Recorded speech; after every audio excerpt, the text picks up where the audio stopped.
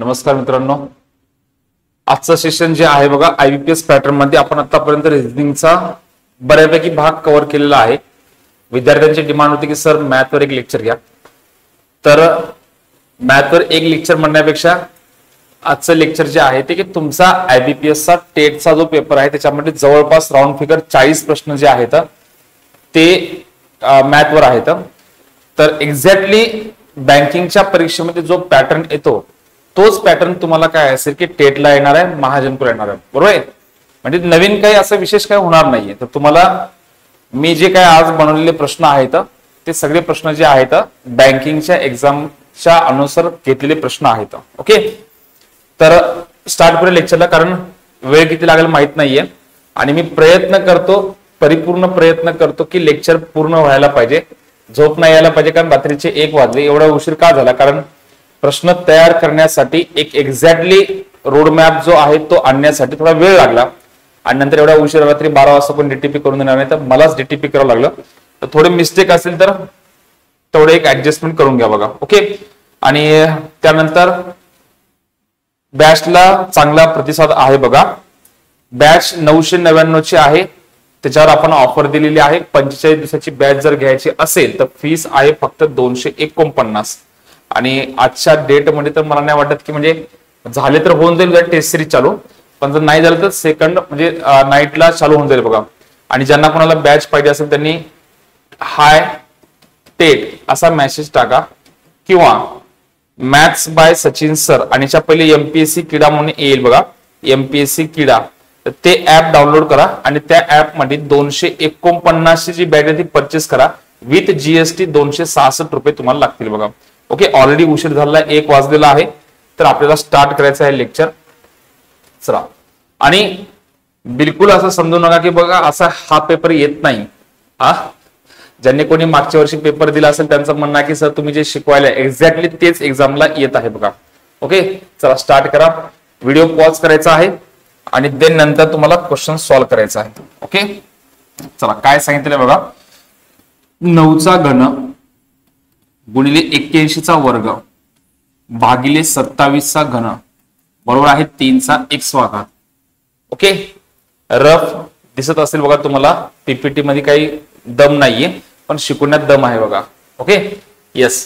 तर आता बघा प्रश्न ज्यावेळेस पॉवरवरचा प्रश्न आहे, घातांकवरचा प्रश्न आहे, घातांकवरचा प्रश्न सॉल्व्ह करण्यासाठी सर्वात पहिले तुम्हाला चेक करायचं आहे की मॅक्झिमम जवळपास 99% चान्सेस आहेत की या ठिकाणी ज्याची तुम्हाला व्हॅल्यू काढायची आहे त्याचा जो बेस आहे त्याच संख्येच्या पॉवरमध्ये घातांकामधल्या संख्या असणार. तर पहिलं काम जे आहे ते सर्व संख्येला 3च्या घातांकामध्ये मांडणी करा. मग 3च्या घातांक म्हणजे 9 म्हणजे 3चा कितवा घात आहे? 9 म्हणजे 3चा दुसरा घात आहे, बरोबर आहे. आणि त्याच्या डोक्यावर आहे हे 3 ला 3 ऍज इट इज. त्यानंतर 81 म्हणजे 3चा कितवा घात आहे? 4था घात आहे आणि त्याच्या डोक्यावर 2 ला 2 असणार आहे. आणि 27 म्हणजे 3चा तिसरा घात आहे आणि त्याच्या डोक्यावर तिसरा घात आहे, बरोबर आहे 3चा x घात. क्लिअर? आणि लेक्चर शेवटपर्यंत बघा, कारण तुम्हाला असं वाटेल की हे सगळे प्रश्न आहेत. नाही मित्रांनो, कारण काय असेल बघा की जो पॅटर्न आहे मागच्या वर्षी विद्यार्थ्यांना पण विचारा, बिलकुल कुठल्याही प्रकारचा मॉब जमा करण्यासाठी करत नाहीये. जवळपास 7 ते 8 प्रश्न तुम्हाला सिम्प्लिफिकेशनचे भेटतील. देन त्याच्यानंतर हे 7 ते 8 प्रश्न तुम्हाला अर्थमॅटिक वर भेटतील, शाब्दिक उदाहरण, आणि त्याच्यानंतर हे सिम्प्लिफिकेशन आहे. देन त्याच्यानंतर सिरीज. आता हा पण भाग आहे की तुम्हाला वाटेल की सर सिरीज रिझनिंगचा भाग आहे. नाही, तुम्ही चेक करू शकता आयबीपीएसच्या एक्झाम मध्ये सिरीज मॅथ मध्ये विचारला जाते, बरोबर. क्वांट सेशन मधला भाग आहे हा. आणि देन त्याच्यानंतर आपला आवडीचा डीआयचा भाग कमीत कमी 5 मार्काला येईल. आणि देन तुमच्यापासून लपलेला एक भाग आहे तो म्हणजे काय असेल तो आजच्या लेक्चर मध्ये येईल बघा. आता हा परमुटेशन कॉम्बिनेशन मधला भाग आहे. देन त्याच्यानंतर क्वाड्रॅटिक इक्वेशन, सर्वात छोटी क्वाड्रॅटिक इक्वेशन. अजून काय राहिले का? येस, शाब्दिक उदाहरणं आहेत. शाब्दिक उदाहरणावर बऱ्यापैकी काय असणारे प्रश्न विचारले जातात बघा. Yes, clear? म्हणजे तुम्हाला एक अंदाज येऊन जाईल की लेक्चर का बघायचं आहे. आणि येस, तुम्हाला वाटेल नंतर की सर लेक्चर बघला असता बरं झालं असतं. सेम हाच पॅटर्न तुम्हाला एक्झामला येणार आहे बघा. त्या लेक्चर शेवटपर्यंत बघा, फायदा नक्कीच होणार आहे बघा. तर बघा, घातांकार घातांक म्हणजे गुणाकार. 3चा 6वा घात, 3चा 8वा घात भागिले 3चा 9वा घात, बरोबर आहे 3चा x घात. सर तुम्ही काय केलं, मी काय केलंय जर समजा एखाद्या संख्येच्या डोक्यावर घातांक आहे आणि त्याच्या डोक्यावर घातांक आहे, तर घातांकावर घातांक म्हणजे दोघांचा गुणाकार असणार आहे. तर या दोघांचा गुणाकार, या दोघांचा आणि या दोघांचा. देन त्याच्यानंतर घातांकाचा दुसरा नियम, जर समजा पाया समान असेल तर पाया समान असताना घातांकाची गुणाकारामध्ये बेरीज होते. तर इथं पाया समान आहे तर गुणाकारामध्ये घातांकाची बेरीज 14 आणि भागाकारामध्ये वजाबाकी. तर 3चा 5वा घात बरोबर 3चा x. तर x ची किंमत आहे 5. पर्याय क्रमांक 3. येस. देन त्याच्यानंतर नेक्स्ट प्रश्न,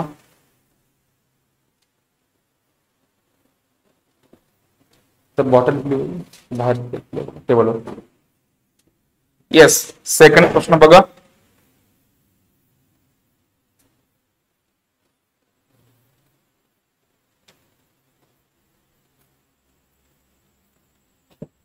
हे तेच ना,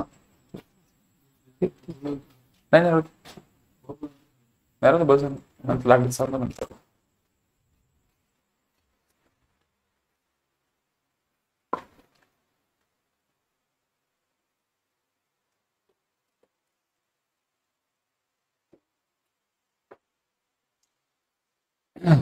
येस.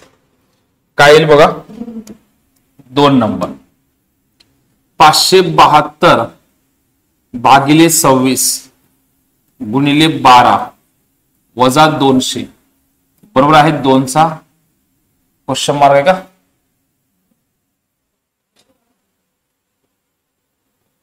ठीक आहे, चेक करूया. 2चा क्वेश्चन मार्क असायला पाहिजे बघा. इथं 2चा क्वेश्चन मार्क असायला पाहिजे, कारण मग काढायचं काय, दोन्ही साईडला जर समजा पूर्ण इक्वेशन असेल तर काढायचं काय, 2चा क्वेश्चन मार्क असणार आहे. ठीक आहे, तर भाग द्या बघा. 26 एक 26, 26 दोन्ही 52, 26 दोन्ही 52, 12 गुणिले 22, 12 गुणिले 22 म्हणजे 12 दोन्ही 24 आणि 12 दोन्ही 24. तर बघा किती असणार आहे, 12 दोन्ही 24, 12 दोन्ही 24 आणि 2 26, 264 मायनस 200 बरोबर आहे 2चा x वा घात. तर 64 बरोबर आहे 2चा x वा घात. तर 64 म्हणजे 2चा 6वा घात बरोबर आहे 2चा x. तर पाया समान आहे तर घातांक पण समान आहे, तर x ची किंमत आहे 6. क्लिअर. देन त्याच्यानंतर 4/1/2.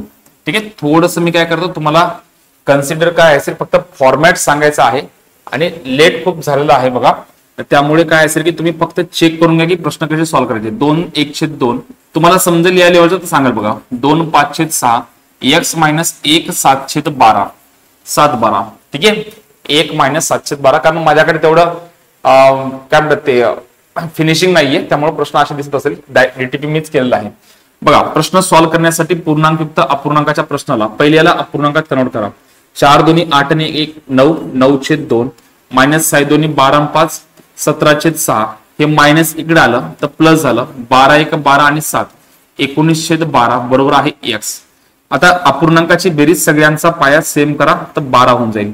बेसक 12 9 सकी 54 6 दोन्ही 12 17 दोन्ही 34 आणि प्लस 19 बरोबर आहे x. 54 मायनस 34 हे झाले 20. 20 आणि 19 20 प्लस 19 39/12 म्हणजे 3 13 39 3 चौक 12. 13ला 4 ने भाग दिला 4 त्रिकम 12 राहिला 1. तर उत्तर आहे 3.1/4. पर्याय क्रमांक 1. देन त्याच्यानंतर 245 चे 36% 245 चे 36% मायनस 210 चे 40% आणि बरोबर आहे 10 मायनस x आहे. क्लिअर. तर बघा काय येते 245 चे 36% म्हणजे या ठिकाणी 5 ने भाग द्या. 5 20 100 किंवा अदरवाईज काय असेल. ठीक आहे, 5 ने भाग द्या. ठीक आहे, पहिले काय करा बघा. 5 ने भाग देण्याच्या ऐवजी उत्तर पॉइंट मध्ये आहे बघा. लगेच समजलं पाहिजे आपल्याला की आन्सर कसं काढायचंय, भाग देऊन काढायचं कसं काढायचंय. तर डिपेंड करते की तुम्ही प्रश्न कसा सॉल्व्ह करायला बघा. तर बेस्ट वे असेल की गुणाकार करा बघा. ठीक आहे, 100ला ऍज इट इज ठेवून द्या बघा. 36 5 180 36 4 144 आणि 18 162 36 दोन्ही 72 72 आणि 16 72 आणि 16 झाले 882 8820 भागिले 100 वजा 21 4 84 8400 भागिले 100. तर हे किती झाले बघा 1,0,1,0 कॅन्सल, 88.2 मायनस काय असेल, हे 2 शून्य कॅन्सल, 84 बरोबर आहे 10 मायनस एक्स आहे. तर इथे यायला बघा किती असणार आहे, 4.2 बरोबर 10 मायनस एक्स आहे. ठीक आहे, तर एक्स ची किंमत जी आहे 10 मायनस 4.2, तर उत्तर आहे 6.8. क्लिअर आहे, 6.8. ओके, 6.8. त्याच्यानंतर 35,000 रुपये मुद्दलवर 10,1005 दराने 2 वर्षाचे चक्रवाढ व्याज किती?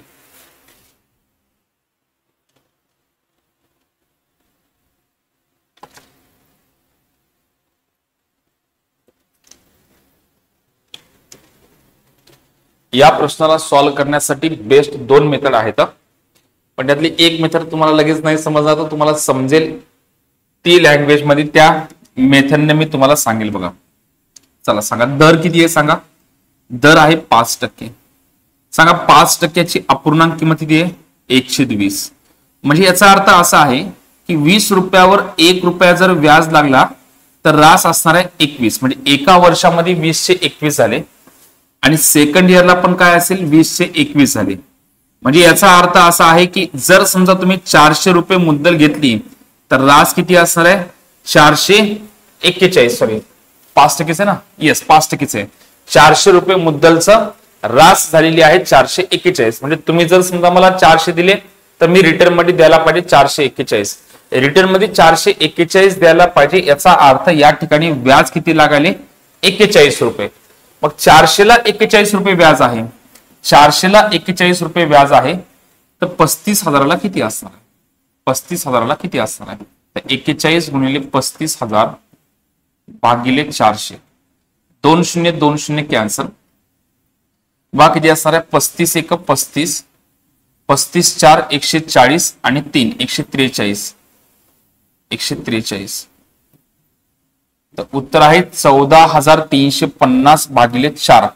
4 त्रिकम 12 राहिले 2, 4 त्रिकम 12 राहिले 2, 4 पंचे 20 राहिले 3, 4 आठम 32 राहिले 3, 4 सत्त 28 आणि 4 पंचे 20, 3,587.5. हा एक नंबर आहे, चमकाला बघा बोर्ड, 3,587.5. क्लिअर आहे. बघा आता प्रश्न तुम्हाला हा नाहीये की म्हणजे या ठिकाणी मेथड तुम्हाला समजते ना समजते. प्रश्न हा आहे की एक्झामचा पॅटर्न काय आहे. आणि बघा विश्वास ठेवा की मार्केटमध्ये जे चालू आहे, मी म्हणत नाही की सगळेच्या सगळे काय असेल चुकीच्या पद्धतीने शिकवायला, मी काही चेक करत नाहीये, पण मार्केटचा ट्रेंडच आहे बघा की विद्यार्थ्यांना जमा करायचा, मॉब जमा करायचा आहे आणि जास्तीत जास्त प्रॉफिट बनवायचा आहे. माझं काम आहे जी रियालिटी आहे ते दाखवत आहे. ठीक आहे, तर घाबरायचं काहीच नाहीये, एकदम सोपं आहे. तुम्ही तुमच्या मित्रांना जसं जमेल तसं तुम्ही प्रश्न सॉल्व्ह करा. फक्त बघा, चेक करा की पॅटर्न काय आहे. 7 ते 8 प्रश्न सिम्प्लिफिकेशन, 5 प्रश्न DI, 8 ते 10 प्रश्न शाब्दिक उदाहरणं आणि नंतर क्वाड्रॅटिक इक्वेशन आणि सिरीज. बस एवढा सिंपल पॅटर्न आहे, काही अवघड नाहीये. ओके, चला 2 उमेदवारांनी एका निवडणुकीत सहभाग घेतला, त्यापैकी एका उमेदवाराला 64% मतदान मिळाले. ओके, मॅक्झिमम कोणतीही परीक्षा घ्या, जवळपास हाच पॅटर्न आहे इलेक्शनचा. 2 उमेदवार निवडणूक लढवणार आहेत, तर दोघांनी जर समजा इलेक्शन लढवलं तर आपल्याला माहिती आहे की टोटल मतदान जे आहे ते 100% असणार आहे. आणि जो जिंकला, विनर जो आहे तो 50%पेक्षा जास्त पाहिजे. म्हणजे 64% मतदान मिळालं म्हणजे तो जिंकलेलाच आहे. ते नंतर या प्रश्नामध्ये एक्स्ट्रा पॅरामीटर नाहीये.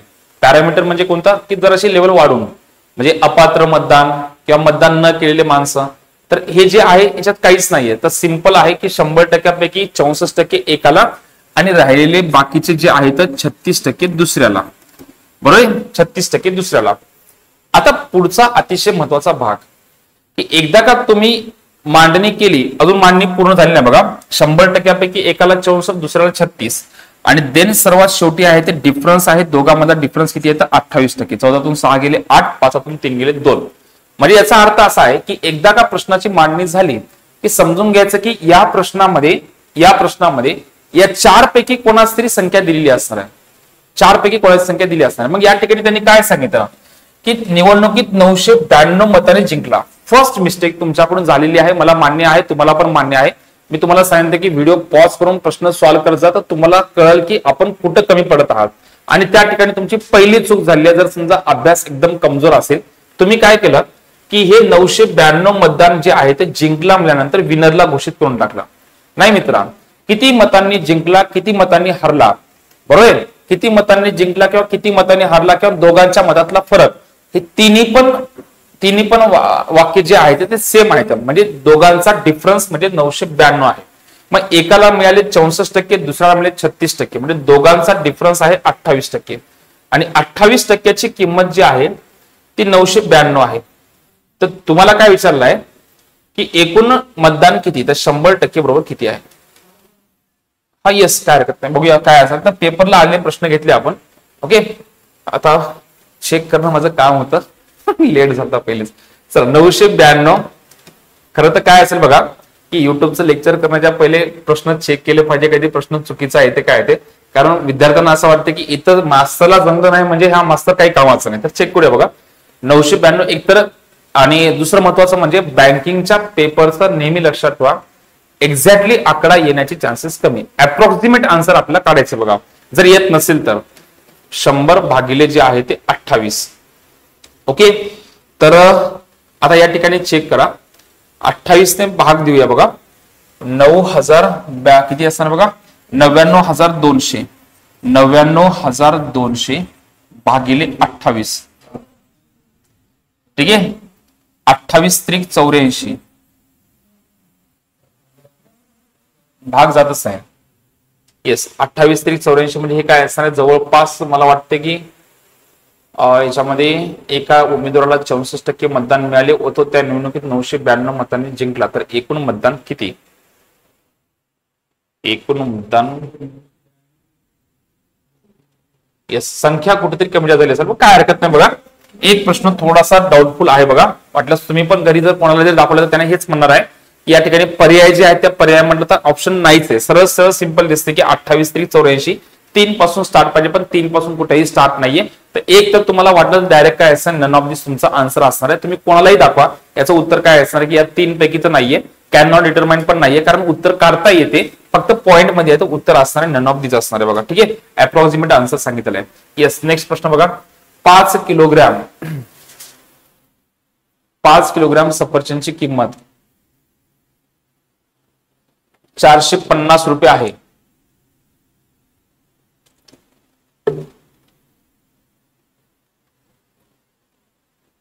पाच किलोग्राम सफरचंदची किंमत 450 आहे. पहिला भाग आहे सफरचंद, ठीक आहे, त्याच्यानंतर आहे संत्री,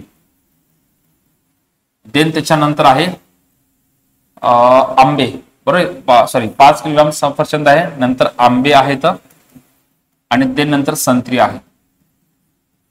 ठीक आहे, तर सांगा 450 रुपयामध्ये 5 किलोग्राम घेतला म्हणजे एकाची किंमत 90 आहे. त्यानंतर आंबे चेक करा, 4320 रुपयामध्ये 12 डझन आंबे, तर एका डझनची किंमत किती झाली, 12 त्रिक 36, 12 संग 72, 360 रुपये. आणि त्यानंतर 4 किलोग्राम संत्री जी आहे ती 240 रुपयाला, तर एका किलोग्रामची किंमत आहे 60 रुपये. म्हणजे इथं किलोग्रामची किंमत आहे, इथं डझनची किंमत आहे, इथं किलोग्रामची किंमत आहे. पुढे काय सांगितलं की 8 किलोग्राम सफरचंद, 8 किलोग्राम म्हणजे एका किलोग्रामची 90 आहे, तर 8 ची किंमत आहे 720. देन त्याच्यानंतर आंबे चेक करा, आंबे पण पाहिजे 8, तिन्ही पण 8 पाहिजे. ठीक आहे, 36 4 144, 36 8 288, 2880 आणि देन नंतर 8 संग 48, म्हणजे एकूण किंमत जी आहे बघा 720, 2880 आणि 480. 0 8 8 16 2 18, 7 1 8 8 16 4 20 आणि 2 2 4, तर 4080 रुपयाचा एकूण खरेदी असणाऱ्या पर्याय क्रमांक 2. येस, नेक्स्ट पुढं. दोन संख्यांची बेरीज 15 असून त्या दोन संख्येमधील फरक 3 आहे, तर त्या दोन संख्येचा गुणाकार किती? बघा, ज्यावेळेस तुम्हाला हा प्रश्न येईल दोघांची बेरीज आणि दोघांचा फरक, तर सर्वात बेस्ट काय आहे बघा, बेरजेतून वजाबाकी मायनस करा, 15 मधून 3 मायनस करा, उत्तराला 12. 12चे 2 समान भाग करा, 6 आणि 6, आणि त्याच्यामध्ये एक संख्या टाकून द्या, जे फरक आहे ते टाकून द्या. तर पहिली संख्या 6, दुसरी संख्या 9, दोघांचा गुणाकार आहे 54. येस, 96 54 करेक्ट आन्सर पाहिजे. नन ऑफ दिस बघा, त्या दोन संख्येचा गुणाकार 15 तून 3 गेले 12, 12चे 2 भाग 6 आणि 6, 3 टाकले 96 करेक्ट आहे बघा. नन ऑफ दिस तुमचा आन्सर आहे बघा. येस, कारण या ठिकाणी असं वाटू शकते की आपल्याला तर तुम्ही चेक करणार दोन संख्येची बेरीज, एक संख्या 6 आहे, दुसरी संख्या 9 आहे, दोघांची बेरीज 15 आहे, त्यानंतर या दोघांचा फरक आहे 3चा. तुम्हाला विचारलं की या दोन संख्येचा गुणाकार, तर 54 आहे पर्याय क्रमांक 5. स्वाती आणि तृप्ती यांच्या सध्याच्या वयाचे गुणोत्तर 4:5 असून 6 वर्षानंतर त्यांच्या वयाचे गुणोत्तर 6 वर्षानंतर त्यांच्या वयाचे गुणोत्तर 6:7 होईल. बघा सध्याचे वय आहे 4:5 आहे आणि 6 वर्षांनंतर त्यांचे वयाचे गुणोत्तर 6:7 आहे. सांगा या ठिकाणी काय असेल, दोघांचं वय कितीने वाढलं, 2-2 ने वाढलं. कारण वय वाढल्यानंतर एकाचं वाढत नाही, दोघांचं वाढते. तर दोघांचं वय 2 ने वाढलं, पण प्रश्नामध्ये सांगितलं की 6 वर्षानंतर. 2ची किंमत 6 आहे म्हणजे किती पट आहे, 3 पट आहे. तर त्यांच्या वयातील फरक किती, तर या दोघांचा फरक किती आहे, 1चा. 1 गुणिले 3 उत्तर किती आहे, 3. येस. नेक्स्ट पुढचा प्रश्न. एक 2 चाकी वाहनाने 64 किलोमीटर प्रति तास या वेगाने 8 तासात काही अंतर पार केले. म्हणजे तुम्ही 64च्या स्पीडनं 8 तास गाडी चालवली. आता तुमचं म्हणणं असं आहे की त्या ठिकाणी पोहोचल्यानंतर, ठीक आहे, आता पोहोचल्यानंतर 64च्या स्पीडनं 8 तासात तुम्ही काय असेल, तुमच्या बायकोला काय असेल, सासरवाडीला सोडून आल्या. आता येताना खुशीच मौन लागली. मग तुम्हाला तेवढंच अंतर मित्राला भेटायचं आहे, तर तुम्हाला काय असणार आहे, 6 तासात पूर्ण करायचे. तर 6 तासात पूर्ण करण्यासाठी स्पीड काय असली पाहिजे, अंतर समान आहे. बाबा लगेच क्लिक झालं पाहिजे. अंतर समान आहे म्हणजे अंतर म्हणजे काय असेल, स्पीड वेग गुणिले वेळ. म्हणजे 64च्या स्पीडनं 8 तासात जेवढं अंतर पार केलं तेवढंच अंतर 6 तासात पार करण्यासाठी वेग काय असायला पाहिजे, 64 गुणिले 8 भागिले 6. 8 चोक 32, 8 संग 48 आणि 3 51, बरोबर. 512 भागिले 6. 6 8 48, राहिले 3, 6 पंचे 30, राहिले 2, 6 18. 85.3 म्हणजे पर्याय क्रमांक 2. जवळपासचा वेग म्हणजे एकदम क्लोज वेळ, ठीक आहे. नाहीतर 78 बी येते, 80 बी येते, इतका जवळपासचा नाहीये. येस. रामने त्याच्या महिन्याच्या एकूण उत्पन्नाच्या 30% उत्पन्न घर भाड्यासाठी, रामने त्याचं जे उत्पन्न आहे, येस, रामने त्याच्याकडचे जे महिन्याचं उत्पन्न आहे, तर महिन्याच्या उत्पन्नापैकी भाऊने खर्च केले 30% उत्पन्न घर भाड्यासाठी. काही जणांच्या मनात यायले क्लास सोडून जायला पाहिजे. याचा अर्थ असा आहे की इच्छा शक्तीच नाही की आपल्याला काय ते भारी बनायचंय. बघा, ठीक आहे, IBPS ची परीक्षा आहे, जे पेपरला आले तुम्हाला हेच दिसणार आहे. बघा, ठीक आहे. आता पुढच्या वर्षीची तयारीला लागा आतापासूनच. ओके. बाकीच्या क्लास सारखं आपलं काम नाही की सोपं शिकवायचं, जे रियालिटी आहे ते दाखवायचं माझं काम आहे. चला, रामने त्याच्या महिन्याच्या एकूण उत्पन्नापैकी 30% घर भाड्यावर खर्च केला. ओके. 30% म्हणजे जेवढे काही पगार असेल 30% घर भाडं देऊन टाकलं. मग आता रामकडे राहिलेले जे पैसे आहेत 30% दिल्यानंतर जी अमाऊंट बाकी आहे त्या राहिलेल्या उत्पन्नापैकी त्यानं काय केले, त्यातले 40% उत्पन्न जे आहे ते घरातील इतर खर्चासाठी, बरोबर. घरातला जो इतर खर्च आहे त्यासाठी काय असणार आहे, 40% खर्च केलेला आहे. आणि देन त्याच्यानंतर काय असेल की त्याच्यामधून राहिले जे 40%, पहिले 30% दिले घर भाड्यासाठी, देन राहिले 40%. 40% खर्च केले. आता राहिलेले जे पैसे त्यातला 1/7 उत्पन्न वाहतुकीसाठी खर्च केला. आता त्यांनी काय सांगितलं की जर घर भाडे आणि वाहतुकीचा खर्च यातील फरक 3720 असेल तर तुम्हाला विचारलेलं आहे की या ठिकाणी जे तर रामचे वार्षिक उत्पन्न किती असं विचारलं आहे. रामचे वार्षिक उत्पन्न किती असं विचारलंय. बघा, आता जर समजा रामचं एकूण उत्पन्न 100 रुपये असेल, एकूण उत्पन्न 100 रुपये आहे, तर घर भाड्यासाठी भाऊने काय असणार आहे, 30% खर्च केले. 100चे 30 खर्च झाले. शिल्लक आता जी आहे, शिल्लक आहे भाऊकडे 70 रुपये. परत काय सांगले की या 70 रुपयापैकी 40% उत्पन्न घरातील इतर खर्चासाठी, घरातील इतर खर्च. मग 70चे 40% म्हणजे 28 रुपये, बरोबर आहे. 70 मधले 40% म्हणजे 28 रुपये खर्च केले घरातला किराणा माल भरण्यासाठी. मग 70 मधले 28 गेले तर शिल्लक आहेत भाऊकडे आता 42 रुपये, बरोबर आहे. पुढं काय सांगलं, राहिलेल्या उत्पन्नाच्या म्हणजे राहिले की आता शिल्लक 42. या राहिलेल्या उत्पन्नाचं काय असेल की 42 त्यानं 1/7 भाग जो आहे तो वाहतुकीसाठी खर्च केला. म्हणजे 42चे 1/7 म्हणजे किती रुपये, 6 रुपये खर्च केला आहे त्यानं वाहतुकीसाठी, वाहतुकीसाठी खर्च केला. आता म्हणजे भाऊचा पगार जर 100 रुपये पकडला तर 30 रुपये पहिलेच खर्चले, राहिले 70 रुपये. ₹70 28 म्हणजे 40% घरातील इतर खर्चासाठी, किराणा भरण्यासाठी 28 रुपये खर्च राहिले, शिल्लक 42. या 42 पैकी वाहतुकीवर म्हणजे पेट्रोलवर त्यांना खर्च केला 1/7 म्हणजे 6 रुपये. आता त्यांनी जे आकडा दिलेला आहे 3720, हा जो आकडा आहे तो कोणाचा आहे? वाहतुकीचा खर्च आणि घर भाडे. बरोबर आहे, वाहतुकीचा खर्च आणि घर भाडे यांच्यामधला फरक आहे. तर सांगा, इथं वाहतुकीचा खर्च आहे किती? 6 आणि घर भाडे आहे 30. या दोघांचा फरक दिलाय त्यांनी 24. 24 ची किंमत त्यांनी सांगितली आहे 3720. तर तुम्हाला विचारलं की एकूण उत्पन्न म्हणजे 100 बरोबर किती? तर बघा किती असणार आहे? 24 × 24 राहिले किती असणार आहे? 24 × 24 ना राहिले, त्यानंतर 32 राहिले, तर 132 म्हणजे किती असणार आहे?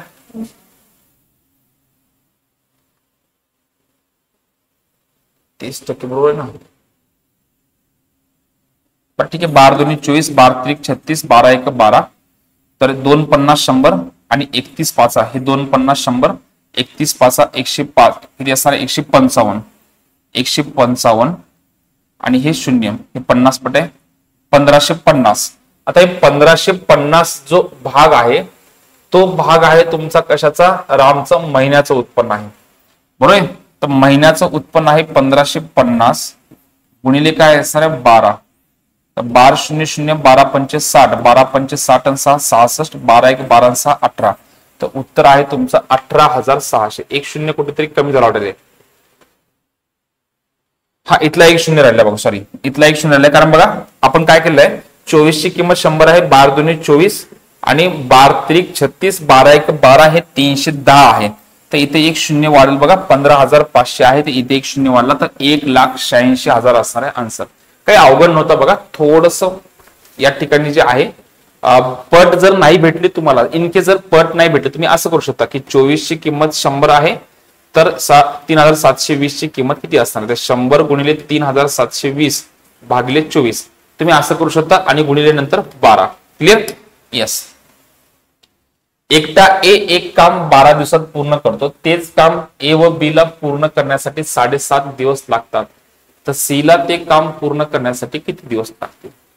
जर सी बी पेक्षा इंग्लिशचे प्रश्न मराठी ट्रान्सलेट करताना बघा, सी बी पेक्षा किती दिवस जास्त घेतो? सॉरी, सी बी पेक्षा 3 दिवस जास्त घेतो.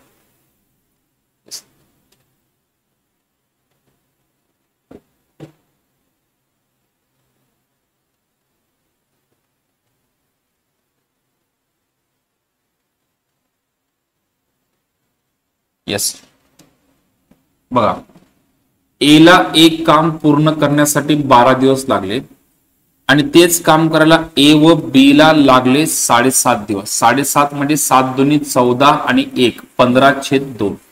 आता या ठिकाणी 12 आणि 15चा लसावी घ्या 60, 12 5 60, 15 चौक 60 आणि छेदामधल्या संख्येनं गुणाकार करा. तर हे झाले 4 2 8. बरोबर आहे. मग आता सांगा, ए व बी ने जर समजा एकूण 60 काम करण्यासाठी एका दिवसात 8 काम केले, तर आणि त्या 8 कामापैकी ए चं काम आहे 5, तर बी चं काम किती असणार आहे? 3. म्हणजे बी जो आहे तो एका दिवसाला 3 झाडं लावतो, तर किती दिवसामध्ये 60 झाडं लावल? तर उत्तर आहे 20 आणि 20 मध्ये 3 टाकले तर सी चं काम होणार आहे 23 दिवसामध्ये. कारण त्यांनी इथं सांगितलं ना की सी बी पेक्षा 3 दिवस जास्त घेतो, त्याचा अर्थ असा आहे की सी ला काम पूर्ण करण्यासाठी 23 दिवस लागले. येस. पुढे नेक्स्ट, एका काटकोन त्रिकोणाचा पाया. येस, काटकोन त्रिकोणाचा पाया. काटकोन त्रिकोण म्हटल्यानंतर काय असणार आहे? बेस आणि हाईट असणार आहे आणि तर काय असणार? हायपोटेन्यूस असणार आहे. ठीक आहे, परपेंडिक्युलर असणार आहे. मग आता या ठिकाणी सांगा, एका काटकोन त्रिकोणाचा पाया आणि उंचीचे गुणोत्तर 3 जसे 4 आहे. येस, पाया आणि उंची यांचं गुणोत्तर 3 जसे 4 आहे. त्या त्रिकोणाचा पाया हा एका चौरसाच्या बाजूच्या समान आहे. म्हणजे चौरसाची जी बाजू आहे, समजा हे जर बी असेल तर हे पण बी आहे, चौरसाची बाजू जी आहे त्याच्या समान आहे. चौरसाची बाजू आणि त्रिकोणाचा पाया समान आहे. पुढे सांगितले की चौरसाचे क्षेत्रफळ 81 चौरस मीटर आहे. म्हणजे हा जो भाग आहे तो 81 आहे, क्षेत्रफळ 81 आहे. आणि सगळ्यांनाच माहिती आहे की चौरसाचे क्षेत्रफळ म्हणजे बाजूचा वर्ग. म्हणजे कोणत्या संख्येचा वर्ग 81 आहे? तर 9चा आहे. म्हणजे याचा अर्थ चौरसाची बाजू 9 आहे. आणि त्यांनी हे पण सांगितलं की चौरसाची जेवढी बाजू आहे तेवढाच त्रिकोणाचा पाया आहे. म्हणजे पाया 3 ची किंमत 9 आहे, म्हणजे हे 3 पट आहे, तर हे पण 3 पट आहे, 3 चोक 12. आणि ज्यावेळेस तुम्ही भूमितीचा अभ्यास करता त्यावेळेस काटकोन त्रिकोण म्हणल्यानंतर तुम्हाला ट्रायंग्युलर नंबर जे आहे ते माहित पाहिजे. तर 3, 4 आणि 5 म्हणजे हा असतो तुमचा काटकोन. 3, 4, 5 तर हे 3 पट, हे 3 पट आणि हे 3 पट, 3 5 15. तर मग आता एक बाजू 9 आहे, एक बाजू 9 आहे, दुसरी बाजू 12 आहे, तिसरी बाजू 15 आहे. आणि तुम्हाला विचारलं की परिमिती म्हणजे या तिघांची बेरीज 9, 12, 21, 21 आणि 15 36. तर उत्तर आहे तुमचं 36. येस. एका माणसाला सरळ व्याजाने काही मुद्दलावर 10.12% दराने 3 वर्षाचे सरळ व्याज 3,456 रुपये मिळते. बघा 12% 3 वर्षाचे सरळ व्याज 36% आहे आणि 36%ची किंमत आहे 3456. तर 100%ची किंमत किती? म्हणजे टक्केवारीनुसार तुम्ही जे व्याज भरायले ते 36% आहे. पण तुम्हाला जर विचारलं की सर रुपयामध्ये किती, तर तुम्ही काय सांगणार की मी त्या बँकेमध्ये एकतर 36% व्याज भरलं म्हणून सांगा, आणि जर समजा 36% भाषा कोणाला समजत नसेल तर तुम्ही असं सांगा की त्या बँकेमध्ये जमा केलेले पैसे आहेत 3,456 रुपये. म्हणजे आपण असं म्हणू शकता की 36%ची किंमत 3,456 आहे आणि जगातली कोणती पण मुद्दल घ्या ती नेहमी असते 100%. बरोबर आहे, जगातली कोणतीही मुद्दल घ्या मुद्दल असते 100%. तर 100% बरोबर किती? तर 3,456 गुणिले 100 भागिले आहे 36. ओके, तर 12 ने भाग द्या बघा, वाटल्यास 3 4 7 5 12 7, 4 ने भाग द्या, 4 9 36 आणि त्यानंतर 4 25 100, 9 त्रिक 27, 7 राहिले, 9 8 72, 9 चौक 36, 25 चौक 100, 25 8 200 आणि 10 210 राहिले 21, 25 त्रिक 75 आणि 21, 75 आणि 21 आहे बघा 86. 8,600 मुद्दल. म्हणजे याचा अर्थ असा आहे की त्या माणसाने जे 3,456 रुपये जे व्याज भरलेलं आहे ते व्याज भरलं कोणत्या रकमेवर? 8,600 रकमेवर. आता पुढे त्यांनी काय ट्विस्ट केलं बघा की जी रक्कम पहिले घेतलेली आहे त्या रकमेवर त्यांनी काय असणार आहे 4,400 रुपये एक्स्ट्रा आणखी रुपये ऍड केले. तर म्हणजे हे तर पैसे त्याला कमी पडू लागले, मग त्यानं काय केलं की याच्यामध्ये आणखी पैसे ऍड केले. तर एकूण काय असणार आहे आता मुद्दल झालेली आहे किती? 13,000. आणि या 13,000वर तुम्हाला काय असणार आहे 15% 2 वर्षाचं चक्रवाढ व्याज. तर सांगा 15%ची अपूर्णांक किंमत 3/20 आहे, म्हणजे 20 रुपयावर 3 रुपये व्याज आहे तर 23 रुपये झालं. दुसऱ्या वर्षी 20 चं 23 झालं, म्हणजे एकूण 400च झालं किती? 529. म्हणजे एकूण व्याज किती व्हायले? 129 होत आहे. म्हणजे 400 रुपये जर मुद्दल घेतलं तर चक्रवाढ व्याजानुसार 2 वर्षात तुम्हाला जमा करायचे 529 आणि त्याचं व्याज होणार आहे 129. 400ची किंमत आहे किती? 13,000. 400ची किंमत आहे 13,000 तर 129 ची किंमत किती? 9,014 येते का इथं? येस. 25 चौक 100, 25 8 200, 200 आणि किती असणार आहे 10 210 21 आहे. 25 त्रिक 75 आणि 21, सॉरी, येस थँक्यू. 25 त्रिक 75 आणि 21 जे आहे ते इथं 9,600 आहे, इथं 14 आहे, इथं 14 आहे. बरोबर. 6 4 10, 9 4 13 14, येस 14,000 आहे.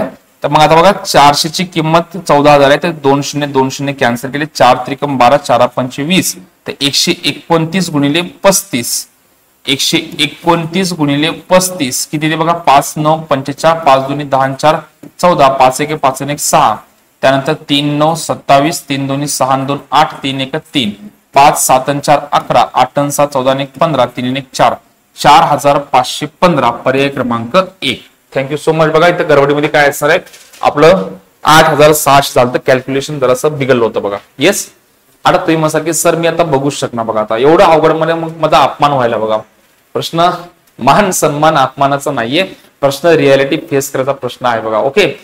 आता तुम्हाला जर असं वाटत असेल मे बी पॉसिबल की म्हणजे प्रश्न जे आहे घेताना बँकिंगचे जरासे अवघड घेतले असतील, पण आवड तर काहीच नाही. किंवा पहिले तर मुद्दल हे तर सगळ्यालाच माहित आहे, व्याज दिलेला आहे, मुद्दल काढायचं, मुद्दल मध्ये 4,400 ऍड केले तर आता याच तुम्हाला चक्रव्याज काढायचंय. एक्स्ट्रा आयबीपीएस म्हणजे काय आहे, थोडं अवघडच आहे. येस. 84चा वर्ग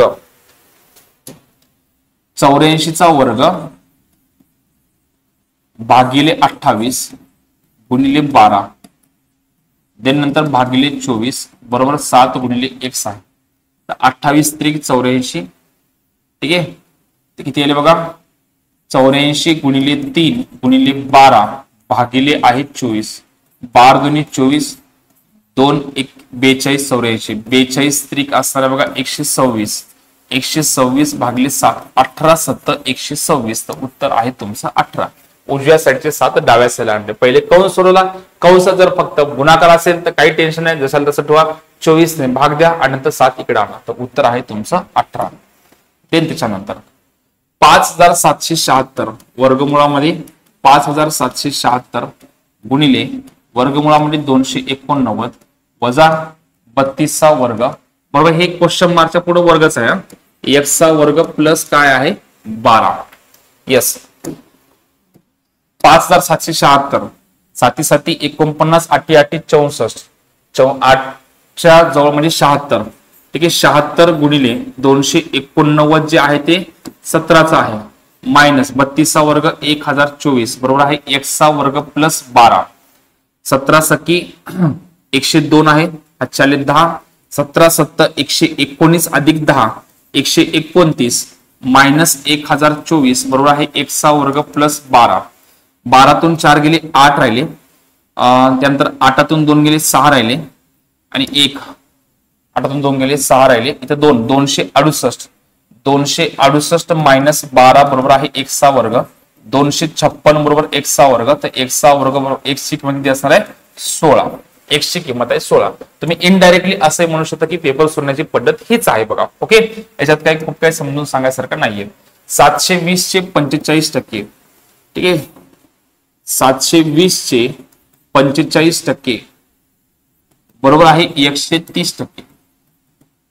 पॉइंट पॉइंट कॅन्सल आहे. 3 15 45 15 7 105 15 2 30 1350 बघा सॉरी 15 2 30 15 7 105 आणि 3 108 1080. पर्याय क्रमांक 2. येस त्यानंतर येस आता हा भाग जो आहे तो गणितामध्ये येते बघा. रिझनिंग IBPS मध्ये हा भाग जो आहे तो गणितामध्ये येणार आहे बघा. 30 16 10 8 8 9 क्वेश्चन मार्क.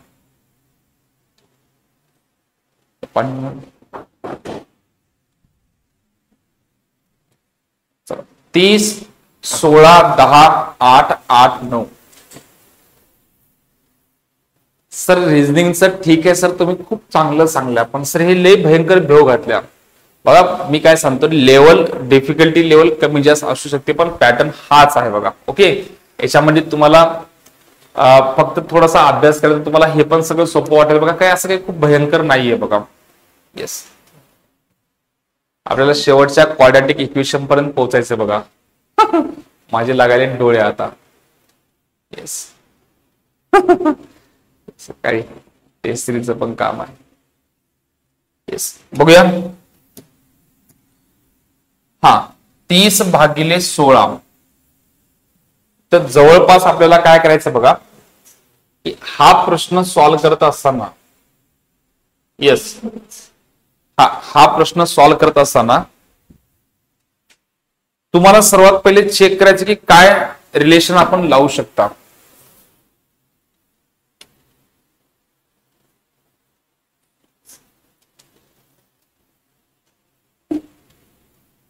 येस मी सांगू तुमची सर्वात पहिली चूक काय असणार आहे. येस पहिली चूक तुमची या प्रश्नाला सॉल्व्ह करण्यासाठी लॉजिक लगेच लावू नका बघा. लॉजिक लगेच लावायचंच नाही. पहिले फक्त एक अंदाज मारायचा की जवळपास हे काय गुणाकाराचा आहे का भागाकाराचा आहे का वजाबाकी आहे का बेरीज आहे काय आहे ते पहिले चेक करा. वर्ग घन काय ते बघा. अरे बघताच असं वाटायचं की या ठिकाणी काय असेल की संख्या जी आहे ती खूप जास्त प्रमाणामध्ये कमी झाली नाही. फक्त डिफरन्स जो आहे तो पहिल्या संख्येचा भयंकर डिफरन्स आहे बाकी संख्येचा कंपॅरिझन केलं तर. मग 30 ला 16 कसा आणता येईल तर लगेच करायला पाहिजे. 30 ला 16 आणण्यासाठी 2 ने जर भागलं तर 15 आणि प्लस 1 झालंय. म्हणजे या ठिकाणी जे आहे या दोघांना जर 30 ला जर समजा 2 ने भागलं ठीक आहे भागिले 2 केलं आणि प्लस 1 केलं 16ला परत काय असणार आहे, 2 ने भागून बघा 8 येते प्लस 2 केलं. 10ला परत काय असणार आहे, 2 ने भागा 5 आलं प्लस 3 केलं. त्यानंतर 8ला परत 2 ने भागा, 8ला परत 2 ने भागलं 4 आलं आणि 4 प्लस 4 आहे. इथं परत काय असणार आहे, 8ला परत 2 ने भागलं 4 आलं, 4 प्लस 5 आहे. आणि 9ला परत 2 ने भागलं तर उत्तर आलं 4.5. मग इथं plus 1 plus 2 plus 3 plus 4 plus 5 आणि प्लस 6. तर 4.5 प्लस 6 तर उत्तर किती आले, 10.5. पर्याय क्रमांक 4. Yes yes. नाराज तर 100% तुम्ही होणारच आहे बघा. कारण मला माहिती आहे की IBPS चा कोणता पेपर मलाही माहित नव्हता, पण IBPS चा SBI चा कुठला तरी पेपर होता, त्या पेपर मधले हे प्रश्न आहेत सगळे. ठीक आहे, 10 SBI ची सिरीज पूर्ण म्हणजे SBI चा 2017 2018 19 20 अशा सगळ्या पेपर मधून हे थोडे थोडे प्रश्न जमा केलेले आहेत बघा.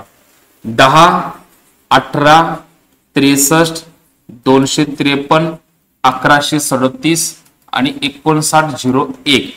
आता काय वाटते बघता क्षणी, मल्टिप्लिकेशन आहे कारण वाढत चालली, झपाट्याने वाढ होत आहे बघा. ठीक आहे, तर मग पहिले तर सगळ्यात पहिले चेक करा की मल्टिप्लिकेशन काय आहे.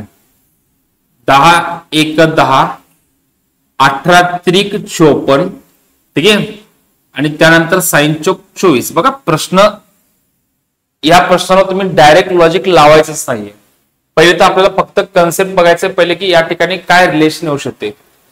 10 1 10 झालं, मग 18 त्रिक 54 जर केलं तर जवळपास काहीतरी होईल पुढे ते. मग इथं जर 1 न गुणाकार केला, इथं 3 ने केला तर इथे किती न पाहिजे, 5 ने पाहिजे. आणि 5 ने गुणाकार केला तर 6×5 वाले ते डोक्याच्या वर चालले. तर याचा अर्थ हे लॉजिक नाहीये. मग इथं दुसरं लावून बघा, 10 1 10 18 2 36 साइन त्रिक 18 25 चौक 100 100 पाचा 500 1000 पाचा 5000. म्हणजे जवळपास काय असणार की ही सिरीज येऊ शकते कारण गुणाकाराशिवाय दुसरा पर्यायच नाहीये. आता राहिले काय ते ऍड करा. काय राहिले बघा याच्यामध्ये, इथं 10 1 10 प्लस 8 केला, प्लस 8 म्हणजे 2 चा घन. ओके, 18 2 36 36 म्हणजे 27 राहिले आणि 27 म्हणजे काय असणार 3 चा घन. बरोबर, 63 गुणिले 3 63 गुणिले 3 म्हणजे हे झाले 189. 253 मधून 189 गेले तर 13तून 9 गेले किती असणार आहे 4 राहिले. आणि त्यानंतर इथं 14तून 8 गेले 6 म्हणजे 64 आहे. म्हणजे याचा अर्थ 2 चा घन 3 चा घन 4 चा घन, इथं असणार आहे 5 चा घन, इथं आहे 6 चा घन आणि पुढं आहे तुमचं 7 चा घन. बरोबर, याच्या पुढं आहे 7 चा घन. आणि इथं गुणिले 1 2 3 4 5 आणि 6. तर 5901 ला 6 ने गुणा, 6 1 6 0 6 9 54 6 5 30 आणि 5 35 प्लस किती 7 चा घन किती असते 343 9 4 7 5 3 35749 आहे का बघा. येस, 35749. सर डोक्याच्या वरून चालले, बिलकुल टेन्शन घेऊ नको. तर संबंध नाहीच आहे. आणि नशीब एवढं चांगलं आहे की बघा रात्रीच्या वेळेत मला पण लॉजिक सुचायला नाही तर माझं पण काही खरं नव्हतं बघा. ठीक आहे, चला पुढचा प्रश्न बघा. 11 26 11 26 58 124 258 528 आणि क्वेश्चन मार्क.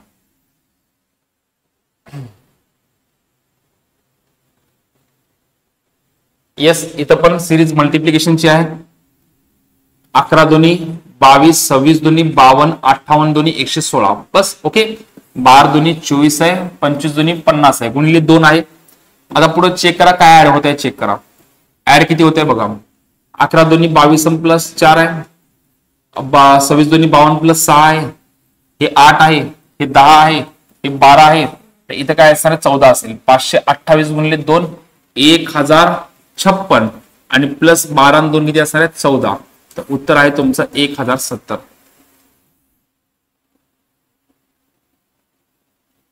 बरोबर, 4 ऍड झाले, इथं 6 ऍड झाले.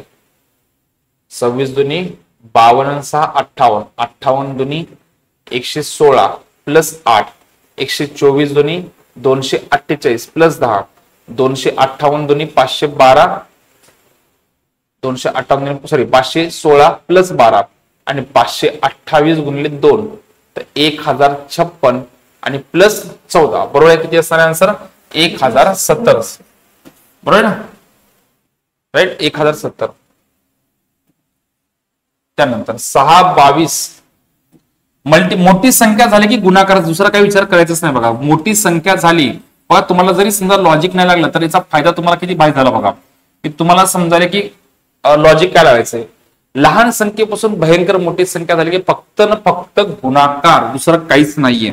चेक करा साइन चोक 24 आहे जवळपास 22 चोक 88 आहे आणि 88 गुणिले 4 जवळपास तीच संख्या आहे म्हणजे साइन चोक 24 मायनस 2 22 चोक 88 मायनस 2 86 गुणिले 4 बघा किती येते 86 गुणिले 4 म्हणजे लॉजिक जर सेम असेल तर पुढे सेम तेच करायचे 4 सकट 24 4 8 32 2 34 344 मायनस 2 342 राईट म्हणजे गुणिले 4 मायनस 2 गुणिले 4 मायनस 2 इथं पण गुणिले 4 मायनस 2 काय उत्तर येईल ते कमेंट मध्ये सांगायचं बघा. येस ओके वा नाही वाटत लेक्चर होईल पूर्ण.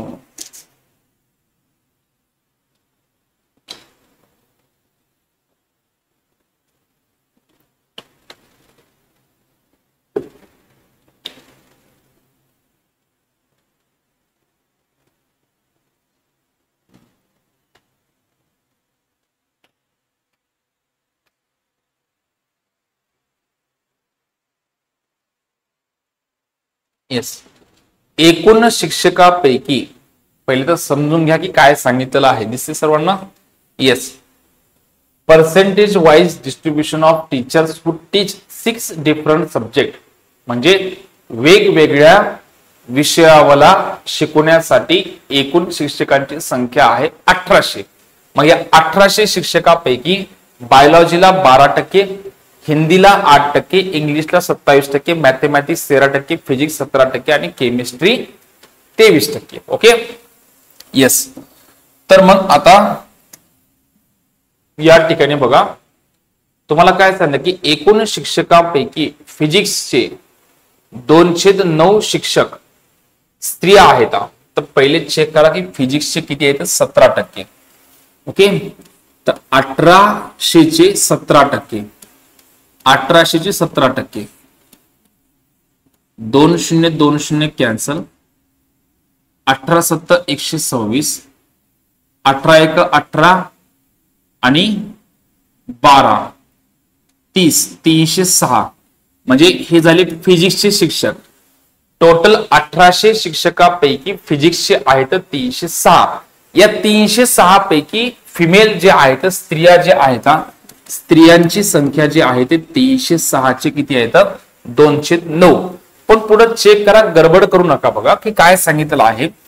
तर फिजिक्सचे हे स्त्रियांची संख्या आहे पण त्यांनी पुढे काय विचारलं की फिजिक्सच्या पुरुष शिक्षक म्हणलाय पण 9 पैकी 2 जर स्त्रिया असतील तर पुरुष किती असतील 9 पैकी 7.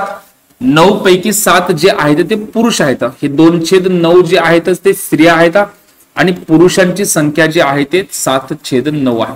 म्हणजे 9 त्रिक 27, 9 चौक 36, 4 7 28, 4 त्रिकम 12 2 14 बरोबर आहे. 306 चे 7/9 म्हणजे 7 चौक 28, 9 त्रिक 27, 4 राहिले 3 राहिले 9 चौक 36, 7 चौक 28, 7 त्रिक हा इथे चुकलं बघा 248 248. ओके हे झाले फिजिक्सच्या पुरुष 7 चौक 28, 7 त्रिक 21 आणि 2 23 7 चौक 28 आणि 23 238 झाले फिजिक्सच्या पुरुषांची संख्या. बरोबर पुढे काय सांगितलं की हे जे फिजिक्सचे शिक्षक आहेत हे शिक्षक कोणाच्या केमिस्ट्रीच्या एकूण शिक्षकांच्या अंदाजे किती टक्के आहेत. मग सांगा केमिस्ट्रीची टक्केवारी किती आहे 23%. केमिस्ट्रीची जी टक्केवारी आहे ती 1800 चे 23%. 2020 कॅन्सल 18 त्रिक 54, 18 दुनी 36 आणि 5 41 बरोबर आहे. 18 त्रिक 54 5 राहिले 18 2 36 आणि 5 41. पण त्यांचं म्हणणं असं आहे की 414च्या किती टक्के आहे 238. बरोबर आहे. तर मग भाग द्या आता. 23,800 ला 414 ने भाग द्या. 5 ने भाग जाईल तर किती आले बघा. 14×5 = 70 आहे आणि 4×5 = 20 आहे. 2070 इथे येतं. तर 0 8तून 7 गेला 1 इथं 0. परत बघा 4 × 24 6 ने भाग देऊन बघा. sin चौक 24 sin चौक 24 6 1 6 2 8 sin चौक 24. 56 पॉइंट कुठं आहे का. 7 नाही का. 7 ने 7 चौक 28. यस 7 ने पण 7 चौक 28 आहे. 7 1 7 7 2 9 आहे आणि 7 चौक 28. यस 57% असणार आहे आन्सर. करेक्ट 57% असेल तुमचं आन्सर. क्लिअर. बघा परत सांगतो. त्यांनी काय सांगितले की फिजिक्सचे फिमेलची संख्या दिली आहे 209. तर सर्वात पहिले आपण काढले फिजिक्सचे एकूण संख्या 306. या 306 पैकी लेडीज शिक्षक जे आहेत ते 209 आहे. जेंट्स किती असतील मग 709. का जेंट्स काढले कारण पुढे जेंट्सच काढायचे, लेडीजचा काढायची गरजच नाहीये. तर 238 हे कोणाच्या एकूण केमिस्ट्रीच्या सर्व शिक्षकांच्या किती टक्के. तर उत्तर आहे 57%. येस. पुढं केमिस्ट्री, इंग्रजी आणि बायोलॉजी यातील एकूण शिक्षकांची संख्या किती. केमिस्ट्री 23%. बरोबर. केमिस्ट्रीचे आहेत एकूण 23%. देन त्याच्यानंतर कोणते इंग्रजीचे किती टक्के येतं. इंग्रजीचे आहेत 27%. देन त्याच्यानंतर बायोलॉजी चे आहेत 12%. 23 27 50 आणि 12 62. तर 1800 चे 62%. 18 2 36 18 संघ 108 आणि 3 11 1116. पर्याय क्रमांक 2. यस. आम जनता परीक्षा पास होणं शक्य नाही. पहिले 1800 चे 23%, मग 1800 चे 12%. तर कार्यक्रम बिघडू शकते. ठीक आहे. तर सगळ्यांची एकत्र टक्केवारी काढा. 62%. तर 1800 चे 12% 1116. येस. पुढं इंग्लिश आणि फिजिक्सचे एकूण शिक्षकांची संख्या. इंग्लिश आणि फिजिक्स 27 आणि 17 हे झाले तर एकूण झाले 44%. इंग्लिश आणि फिजिक्सची संख्या. आणि मॅथमॅटिक्स आणि बायोलॉजी 13 आणि 12 किती येतं 25%. तर तुम्हाला काय विचारलं आहे की यांच्या एकूण शिक्षकांच्या संख्येतील फरक किती. तर यांचा फरक आहे बघा किती 25 आणि 19%. बरोबर. त्याच्यानंतर बघा काय सांगितलं की 1800 चे 19%. 1800 चे 19%. 2 0 2 0 कॅन्सल. 324 + 18. तर उत्तर आहे 342.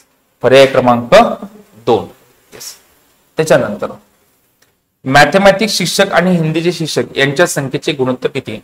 उत्तर काढूच नका मालक. मॅथमॅटिक्स आणि हिंदी तुम्हाला पहिलेच सांगितलं. ज्यांनी माझं लेक्चर बघितलं असेल त्यांना फायदा होणारच आहे. 13:8 विषय दुसरा काढायची गरजच नाही. बघा का संख्या काढून परेशान व्हायचं. काय झालं. मॅथमॅटिक्स शिक्षक आणि हिंदीचे शिक्षक यांच्या संख्येचे गुणोत्तर किती. 1800 चे बघा 1800 चे 13% काढा आणि याच 1800 चे 8% काढा. यांचं गुणोत्तर 1800 कॅन्सल. 100 कॅन्सल. मग का परेशान व्हायचं. डायरेक्टच 18 13:8. क्लिअर. त्यानंतर 15 नेकरेषे बिंदूपासून किती रेषाखंड तयार होतील. अख्खा उभा महाराष्ट्र काय असणार आहे आपल्याला या प्रश्नाचा आन्सर देऊ शकते. पण प्रश्नाची फक्त लँग्वेज चेंज केली पाहिजे. काय लँग्वेज चेंज केली पाहिजे की 15 खेळाडू एकमेकाला हस्तांदोलन केलं तर किती हस्तांदोलन होतील. हे प्रश्न अख्ख्या महाराष्ट्राला पाठवून गेला. पण पोलीस भरती सगळं पाठवून गेला. पण बेस कुठून आला ते माहित नाही कोणालाच. बरोबर. तर हा बेस जो आहे तो परमुटेशन कॉम्बिनेशन पासून झालेला आहे. कारण निवड जो भाग आहे कॉम्बिनेशन म्हणजे निवड म्हणजे कोणते कोणते पॉइंट निवडायचे. तर 15 नॉन कोलिनियर म्हणजे काय असणार की नेक रेषीय म्हणजे हे झाले एक रेषीय बिंदू आणि त्याच्यानंतर जे आहे ते हे नेक रेषीय बिंदू. हे नेक रेषीय वेगवेगळे नेक रेषीय बिंदू आहेत. मग याच्यापासून तुम्हाला काय असणार कनेक्टिव्हिटी करायची. एक रेषाखंड तयार करायचा आहे. आणि सांगा रेषाखंड तयार करण्यासाठी किती बिंदू लागतात. 2 लागतात. तर 2 लागतात तर काय असणार आहे 15C2 आणि 15C2 म्हणजे खाली जर 2 संख्या असेल तर वर 2 संख्या घ्या 15 आणि 14 आणि भागले 2. 2 14 15 105. पर्याय क्रमांक 1. आणि हा जर प्रश्न असा विचारला असता तर हस्तांदोलन किती तर डायरेक्ट सांगला असतं. पण भाऊला हे माहित नाही की त्याचं लॉजिक काय आहे कुठून तयार झालं आहे. ते पुस्तक नाही टाकून दिला हे टाकून दिले एवढं की तेव्हापासून काय असणार आहे, ऍज इट इज सेम असाच प्रश्न गावावर फिरत आहे बघा. येस, पुढं. वा, सगळ्यात सोपा पॅटर्न आलेला आहे झोपायच्या टाइमला बघा.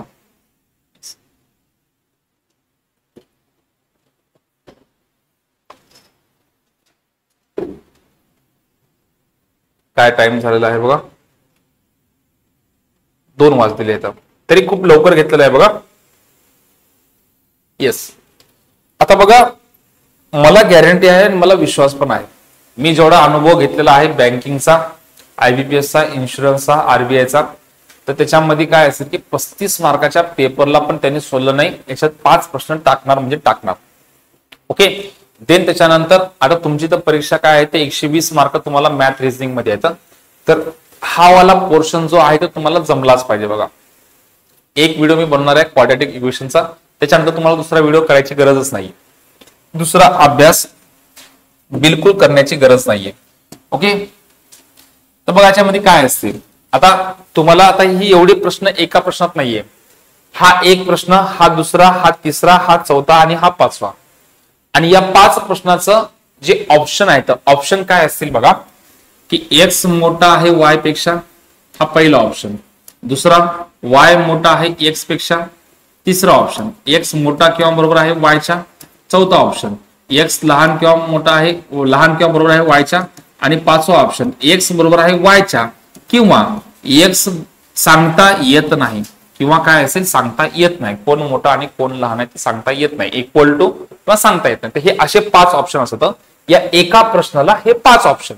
मग आता पुढे काय करायचं सर, तर पुढे जे आहे की इथं तुम्हाला काय असेल की एक्सचं एक इक्वेशन असणार आहे आणि वायचं एक इक्वेशन असणार आहे.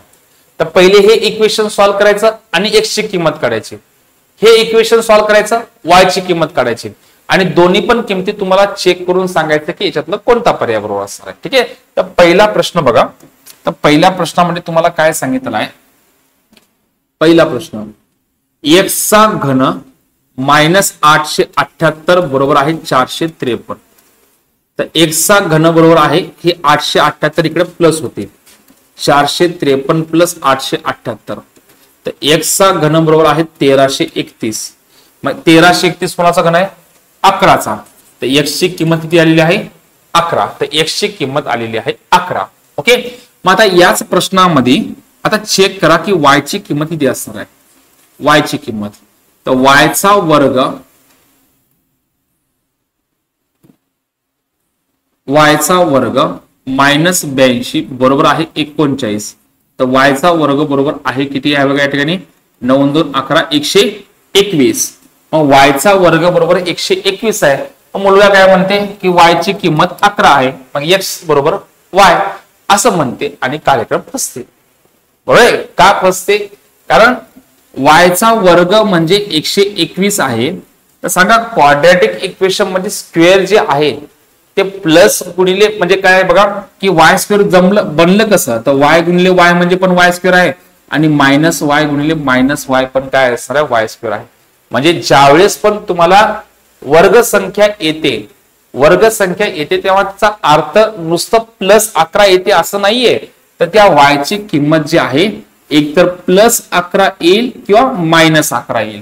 आणि मग आता सांगा की दिलेल्या याच्यानुसार एक्स ची किंमत आहे 11, वायची किंमत आहे प्लस 11 किंवा मायनस 11, ही किंमत आहे प्लस मध्ये आहे. म्हणजे याचा अर्थ आहे की एक्स एक तर वायच्या बरोबर आहे, पहिल्या संख्येसोबत चेक केला ते एक्स ची किंमत वायच्या किमतीच्या एकतर बरोबर आहे किंवा एक्स ची किंमत वायच्या किमतीपेक्षा मोठी आहे. तर याचं उत्तर जे आलेलं आहे, याचं उत्तर आहे बघा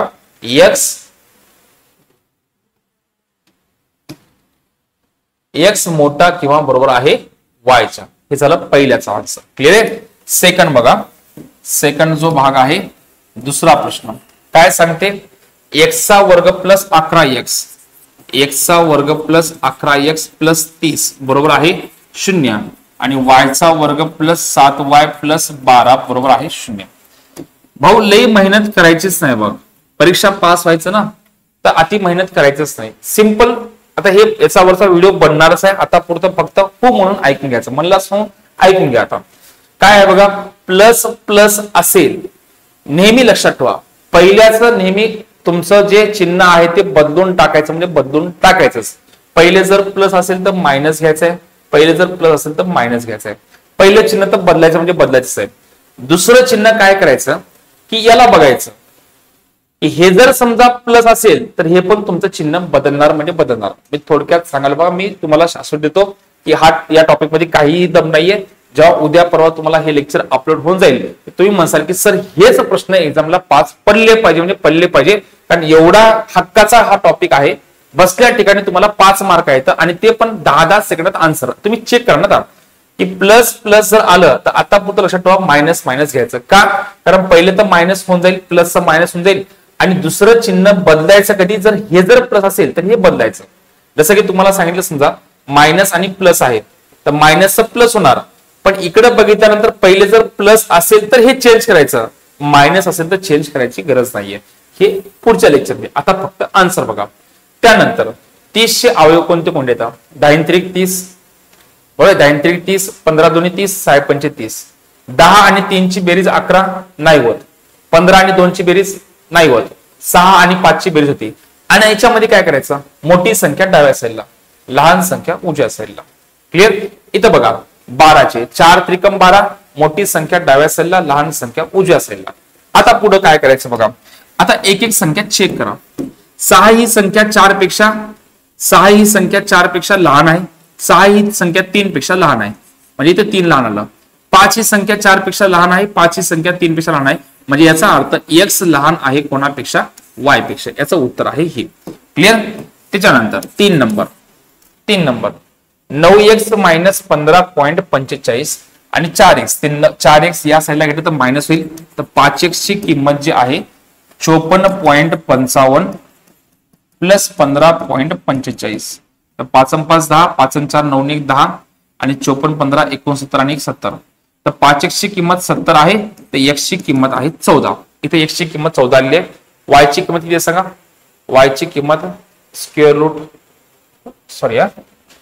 सॉरी हे असं आहे बघा, y प्लस 155 मायनस वर्गमुळात 6 बरोबर आहे 36, वर्गमुळात किती असणार आहे 49. 49 वर्गमूळ 7, 36 वर्गमूळ 6 बरोबर 6, पण हे 7 तिकडे जाऊन प्लस होतील, तर 7 आणि 6 किती व्हायले तर 13. त्याच्यानंतर आता तुमच्याकडे संख्या आलेली आहे बघा. काय संख्या आलेली आहे? संख्या आलेली आहे की वर्गमुळामध्ये y अधिक 155 बरोबर आहे 13. दोन्ही पण साईडचा वर्ग करा तर हे निघून जाईल. तर y प्लस 155 बरोबर आहे 169. तर y ची किंमत आहे 14, x ची किंमत 14, y ची किंमत 14. त्याचं उत्तर असणार आहे x बरोबर y. x बरोबर y. त्याच्यानंतर आता बघा हा जो प्रश्न आहे, या प्रश्नामध्ये मी तुम्हाला तेव्हा सांगितलं आहे की पहिले काय करायचं आहे, मांडणी करून घ्या. बघा काय सांगितलं आहे, x चा वर्ग मायनस 40x प्लस 384, देन त्याच्यानंतर y चा वर्ग मायनस 25y प्लस 150. चला 384 चे अवयव पाडायचे आहेत. 384 फास्ट मध्ये अवयव पाडायचे. तर बघा 4 ने भागला ते 4 9 36 आणि 4 7 24. याच्या परत अवयव पाडा किती असणार आहे 12 8 96. आता चेक करा 8 चौक 32 आणि 12, 8 चौक 32 नाही 12 चौक 48 मायनस 8. बघा अवयव पडले तर 12 चौक 48 आणि 48 मायनस 8 उत्तर येते 40. दोघांचा गुणाकार 384 आणि दोघांची वजाबाकी 40 आली पाहिजे. तर मग या ठिकाणी चेक करा. आता तुम्हाला काय करायचं आहे की पहिल्या संख्येचं नेहमी चेंज करा, मायनस प्लस, आणि इथली संख्या कधी चेंज होणार हे चिन्ह, जर हे प्लस असेल तर चेंज होईल. आता चेंज होणार का? नाही, प्लसला प्लस आहे. मग 384 चे अवयव काय आले तर 48 आणि 8. तर डाव्या साईडला मोठी संख्या, उजव्या साईडला छोटी संख्या. या साईडला 150 चे अवयव पाडा, 30 5 150, मायनस प्लस झालं, प्लस काय असणार आहे प्लस होईल, 30 5 150. आता चेक करा 48 ही संख्या या दोघांपेक्षा मोठी आहे, 48 ही संख्या दोघांपेक्षा मोठी आहे, पण 8 ही संख्या या संख्येपेक्षा लहान आहे. म्हणजे हे दोन चिन्ह आले म्हणजे काय असणार, तुमचं उत्तर काढता येत नाही आणि याचा आन्सर जे आहे ते 5 नंबर असेल, यापैकी नाही. चला आता शेवटचा प्रश्न जो आहे त्याचा आन्सर तुम्ही काढायचा आहे आणि कमेंट बॉक्स मध्ये टाकायचं आहे बघा. येस. त्याच्यानंतर आई व मुलगी यांच्या वयाची सरासरी 21 वर्ष आहे. त्यांच्या वयाचे गुणोत्तर 5:1 आहे. दोघांच्या वयाचे गुणोत्तर 5:1 आहे. सरासरी 21 आहे म्हणजे बेरीज 42 आहे. साइन 42. तर तुम्हाला विचारलं की 5 वर्षानंतर त्यांच्या वयाचे गुणोत्तर किती. तर बघा किती आले 5 7 35 7 1 7 आणि 5 वर्षानंतर येते 40 आणि 12 म्हणजे किती असणार आहे 40 आणि 12 म्हणजे 4 10 40 आणि 4 त्रिकम 12 10:3. ओके. प्रश्न संख्या बघून घ्या. प्रश्न संख्या बघलेली आहे. उत्तर शेवट झालेला आहे. ओके. तर हा फक्त डेमो होता. आयबीपीएस पॅटर्न एक्झॅक्टली काय असते फक्त सांगायचं असंच आहे की लेवल थोडीशी कमी असते पण प्रश्नाची संख्या अशीच असते बघा. पहिले कॅल्क्युलेटिव्ह अर्थमॅटिक वरचे प्रश्न, डीआय चे प्रश्न, त्याच्यानंतर जे पण होतं ते भयंकर होतं बघा. कारण काय आपण शिकत आहात, तयारी कशाची करत आहात हे आपल्याला परीक्षेला गेल्यानंतर कळते बघा. आता काही कळत नाही. दुनिया पागल होऊन गेलेली आहे. पुस्तकाचा मारा होत आहे बघा. ऑनलाईनच्या बॅच दनादन चालू आहेत सगळ्यांच्या. कोण काय शिकवले कोण काय शिकवलं नाही याचा काही संबंध ताळमेळ लागत नाही. आयबीपीएसच्या नावाखाली पोलीस भरती पण शिकवत नाही तर असा त्या ठिकाणी काही जणांचा संबंध असं म्हणणं आहे. पण आपली बॅच जी आहे आपलं जी शिकवणी आहे ते परिपूर्ण काय असणार आहे आयबीपीएस वरच आहे. ज्याला वाटलं असंच पाहिजे त्यांनी बॅच घ्यायची. ज्यांना वाटलं की बॅच घ्यायची गरज नाही युट्यूबला बघतो युट्यूबला बघा. आणि ज्यांना वाटलं की एवढं आवड येत नाही तर भाऊ तुझ्यासाठी दुसरा क्लास भरपूर आहे तर त्या ठिकाणी तुम्ही क्लास करू शकता. कारण इथं आपल्याला पास व्हायचं असेल तर जे सिस्टीम मध्ये आहे ते करावंच लागणार आहे बघा. ओके. बाकी तुमचं अजून जर काही कुठला सेक्शन असेल तर प्लीज कमेंट बॉक्स मध्ये कमेंट करा. आणि मला माहित आहे की या लेक्चर बद्दल भयंकर अशा प्रतिक्रिया येणार आहेत. कारण खूप जणांचं असं म्हणणं होऊ शकते की सर तुम्ही खूप अवघड घेतलेलं आहे. बघा अवघड नाही बघा हेच पॅटर्न आहे. फक्त याच्यामध्ये काही प्रश्न सोपे असतील काही प्रश्न अवघड येतात. 30 प्रश्नांपैकी मला नाही वाटत की काय असणार आहे 15 प्रश्न कोणाला जमणार नाही तर 15 जमले तर राहिले फक्त 10-12 प्रश्न थोडा पेपर अवघड निघाला असेल. ठीक आहे.